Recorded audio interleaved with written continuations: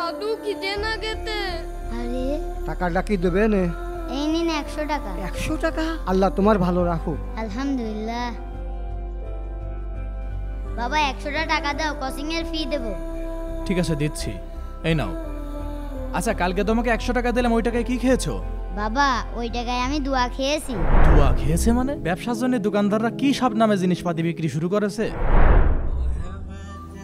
আরে আজকে 100 টাকা তো ডায়েরি কিনতে দিয়েছে। হোক, আমার ব্যাংকে জমানো টাকাগুলো দিয়ে আমি ডায়েরি কিনে নেব না। এই নিন 100 টাকা। আবার 100 টাকা?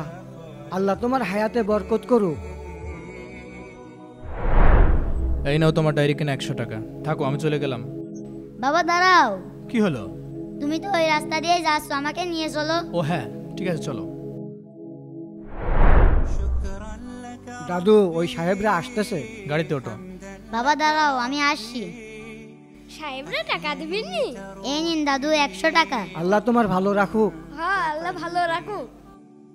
কি ব্যাপার, তুমি না বললে আমি তোমাকে যে টাকাগুলো দিই ওই টাকা দিয়ে তুমি দুয়া খাও, কিন্তু এটা কি করবে? বাবা আমি যে ওনাকে টাকা দিলাম, উনি আমাকে কি দিল? কি দিয়েছে? দোয়া দিয়েছে। বুঝতে পেরেছি, ঠিক আছে আসো। হ্যাঁ চলো বাবা। প্রিয় দর্শক, আব্দুল আমাল কি ঠিক করেছে? ভালো লাগলে এক্ষুনি 20,000 লাইক করে দিন।